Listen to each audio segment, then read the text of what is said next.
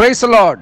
வாழ்வை வளமாக்கும் தேவ வார்த்தை 1 யோவான் 2ஆம் அதிகாரம் 1 முதல் 3 வசனங்களை வாசிக்கின்றேன். என் பிள்ளைகளே, நீங்கள் பாவம் செய்யாதபடிக்கு இவைகளை உங்களுக்கு எழுதுகிறேன். ஒருவன் பாவம் செய்வானானால் நீதிபரராயிருக்கிற இயேசு கிறிஸ்து நமக்காக பிதாவினிடத்தில் பரிந்து பேசுகிறவராயிருக்கிறார். நம்முடைய பாவங்களை நிவர்த்தி செய்கிற கிருபாதார பலி அவரே. நம்முடைய பாவங்களை மாத்திரமல்ல, சர்வலோகத்தின் பாவங்களையும் நிவர்த்தி செய்கிற பலியாயிருக்கிறார். அவருடைய கற்பனைகளை நாம் கை கொள்ளுகிறவர்களானால் அவரை அறிந்திருக்கிறோம் என்பதை அதனால் அறிவோம். ஆம் பிரியமானவர்களே, இந்த நாளிலே இந்த வார்த்தையை நாம் தியானிக்கிறோம். இதிலே நமக்காக கிருபாதார பலியாக பிதாவினிடத்தில் பரிந்து பேசுகிற ஒரு தெய்வமாக கிறிஸ்து இயேசு நமக்காக அவர் பரிந்து பேசிக் கொண்டிருக்கிறார், நம்முடைய பாவங்களிலிருந்து விடுதலை தரும்படிக்கு.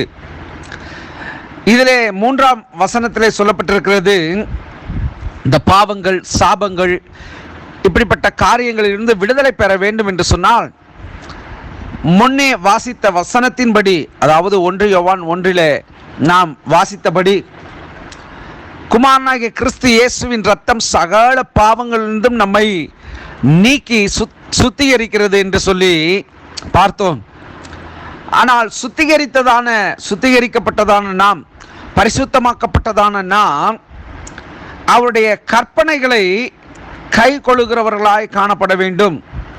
இதே 3ஆம் அதிகாரம் 24வது வசனம் இப்படியா சொல்லுகிறது, அவருடைய கட்டளைகளை கை கொள்ளுகிறவன் அவரில் நிலைத்திருக்கிறான், அவரும் அவனில் நிலைத்திருக்கிறார். அவர் நம்மில் நிலைத்திருக்கிறதை அவர் நமக்கு தந்தருளின ஆவியினாலே அறிந்திருக்கிறோம் என்று சொல்லி இந்த 24ஆம் வசனம் சொல்லுகிறது. 5ஆம் அதிகாரம் 3ஆம் வசனம் இப்படியா சொல்லுகிறது, நாம் தேவனுடைய கற்பனைகளை கை கொள்வதே அவரிடத்தில் அன்பு கூறுவதாகும். அவருடைய கற்பனைகள் பாரமானவைகளும் அல்ல என்று தெளிவுபடுத்துகிறது. பிரியமானவர்களே, கர்த்தருடைய வார்த்தையை நாம் கை கொள்ளுகிற பொழுது பாவங்களுக்கும் அடிமைத்தனங்களுக்கும் உலகத்தின் ஆசாபாசங்களுக்கும் இச்சைகளுக்கும் விலகி பரிசுத்தத்திற்கு நேராய், பரமனின் கண்களுக்கு நேராய் நாம் அவருக்கு பணிவிடை செய்கிறவர்களாய், அவரை நம்முடைய தகப்பனாக நாம் பாவித்திருக்கிறவர்களாய் கடந்து போவோம். இந்த நாளிலும் பிரியமானவர்களே, உங்களுடைய பாவங்களிலிருந்து விடுதலை தந்த கிறிஸ்து இயேசு உங்களுடைய அக்கிரமங்களுக்காக, அநியாயத்திற்காக அவர் பிதாவுடைய சமூகத்திலே அவர் பரிந்து பேசிக் கொண்டிருக்கிறார்.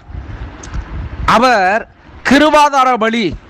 அப்படி என்றால் நான் செய்த தண்டனை, அதாவது நான் செய்த தப்பிதங்களுக்கு அவர் மனமுவந்து அவர் தண்டனையை ஏற்றுக்கொண்டார். அதான் கிருபாதார பலி என்று அவரை நாம் சொல்லுகிறோம்.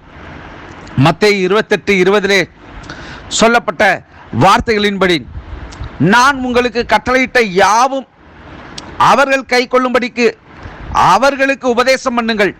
இதோ உலகத்தின் முடிவு பரியந்தம் சகல நாட்களிலும் நான் உங்களுடனே கூட இருக்கிறேன் என்றார். ஆமென்.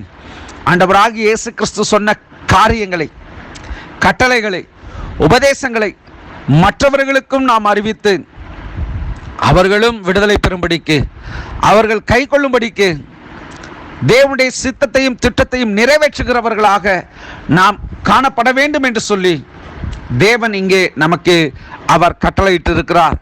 பிரியமானவர்களே, நம்முடைய பாவத்திலிருந்து விடுதலை கொடுத்த கிறிஸ்து நமக்காக மாத்திரம், நம்முடைய பாவங்களுக்காக மாத்திரம் அவர் அடிக்கப்படவில்லை.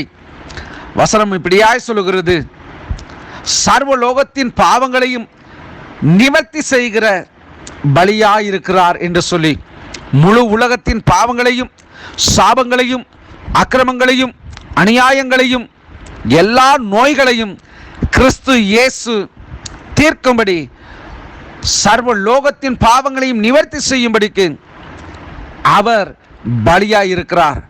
ஆகவே பிரியமானவர்களே, உங்கள் பாவ கட்டுகளிலிருந்து விடுதலை தந்த கிறிஸ்துவை உங்கள் வாழ்விலே எப்பொழுதும் உங்களுடைய குலதெய்வமாக, உங்களுடைய தகப்பனாக நீங்கள் ஏற்றுக்கொள்வீர்கள் என்று சொன்னால் உங்கள் வாழ்வு இன்னும் வளமாகவும் நலமாகவும் சுகமாகவும் இருக்கும் என்பதில் சந்தேகமே இல்லை. கர்த்தர் தாமே உங்களை ஆசீர்வதிப்பாராக. God bless you.